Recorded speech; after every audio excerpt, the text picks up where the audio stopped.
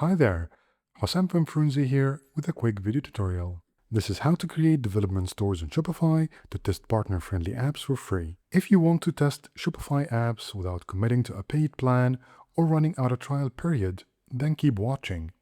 All you need is a free Shopify partner account, and I'll walk you through creating a store and installing apps on it, including Frunze, at no cost.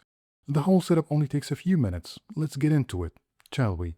The first thing you'll need is a Shopify partner account. If you don't have one yet, head over to Shopify Partners and sign up. You can fill in your details manually or use a social login provider like Google, Apple, or Facebook. Just follow Shopify's quick setup steps to finish creating your partner account.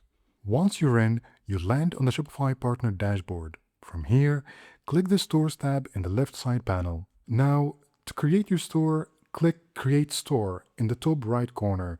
A new tab will open. Choose the client transfer option. Fill in the required details, store name, country, and whether you want Shopify Plus store.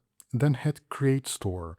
You'll be automatically redirected to your new store's admin once it's ready. From there, click Apps in the left side panel and search for any app you want to test. Install it and go through its setup as you normally would.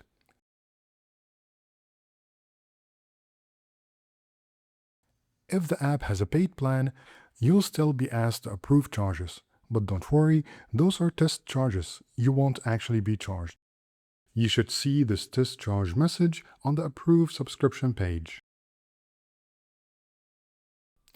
Once everything is installed, your store is fully ready for testing. You can try out features, place test orders, and explore the app for as long as you need. No trial ticking down in the background. And if you're looking for an app to start with, give Frunze a try. You can test all of our plugins for free, including Loyalty, Wishlist, Account Widget, and Forms. So just install Frunze from the Shopify App Store to keep customers close. And that's it for this video. Thanks for watching. Until next time.